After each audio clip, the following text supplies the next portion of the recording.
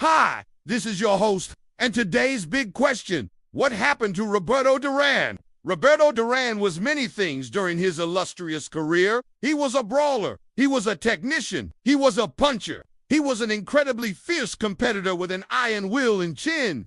In short, he was arguably the greatest welterweight boxer of all time. But how did he get there? That's what we're talking about today. Born in 1951 in the heart of Panama City, Duran began his career as an amateur. At age 16, he competed in the 1968 Olympics in Mexico City, and there he made history by becoming the first Panamanian to win an Olympic medal. It was a bronze medal. He won it by defeating the heavily favored Jose Torres of Puerto Rico in the lightweight division. In 1969, Duran turned pro. He didn't have to wait long for his first title shot. He was just 20 years old when he challenged for the WBA welterweight championship. Unfortunately, he lost that fight via knockout to Carlos Palomino. But Duran would get another opportunity at the title less than 2 years later. This time, he was facing undefeated Sugar Man. In the first round, Duran stunned his opponent with a lightning-fast knockout. And if you've ever seen any of those old-school knockouts where the fighter just falls over backwards, this was one of them. So that makes Duran's first welterweight title defense against Sugar Shane even more impressive because he did it in just the second round. And that cemented him as a pound-for-pound great at just 23 years old. But Duran's career was about to take off in a huge way. You see, after he beat Sugar Shane, he set his sights on Floyd Mayweather Sr. The problem was, Mayweather had held the WBC welterweight title for 5 years. To make matters worse, he was coming off a successful defense against Sugar Ray Leonard, who was considered by many to be the best welterweight in the world. Despite the odds, Duran went toe-to-toe with Mayweather over 15 grueling rounds and outboxed him to win the WBC welterweight title. With that victory, Duran became the first boxer from Panama to capture 2 world titles. He was also only the 4th boxer in history to hold both the WBC and WBA titles.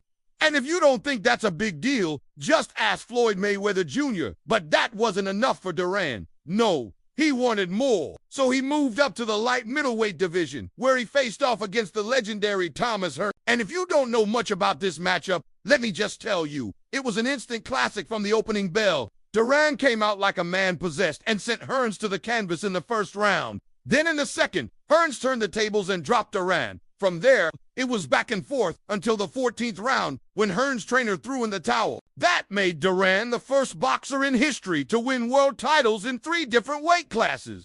And if that wasn't enough, Duran would go on to face Sugar Ray Leonard for the first time in 1980 there. Matchup was highly publicized and it lived up to the hype. After 15 hard-fought rounds, the judges awarded a controversial split-decision victory to Leonard. Many people thought that Duran had done enough to win the fight, but he was robbed. So 4 years later, he got a rematch. But before we get to the rematch, it should be noted that between that first fight with Leonard and the rematch, Duran had taken some time off to compete in other sports. He wanted to box again, but he also wanted to try his hand at professional baseball. In fact, he played for the 1982, 1983, and 1985 Panamanian national baseball team. Now, back to the rematch with Leonard. This time around, Duran was ready. After being criticized for not taking Leonard seriously the first time around, Duran came out with a vengeance in the 8th round. He knocked Leonard down and finished the fight with a flurry of punches. And that right there was the turning point in Duran's career.